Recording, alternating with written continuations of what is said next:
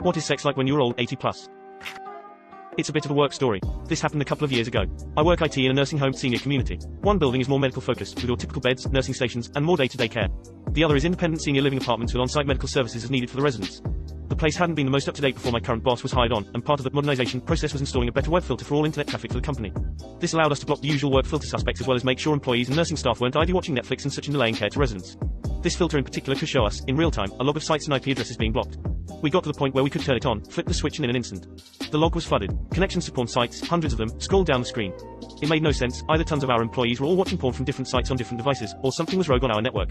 It slowly dawned on us that the filter wasn't just filtering stuff out from the employee network, but also the guest and resident connections.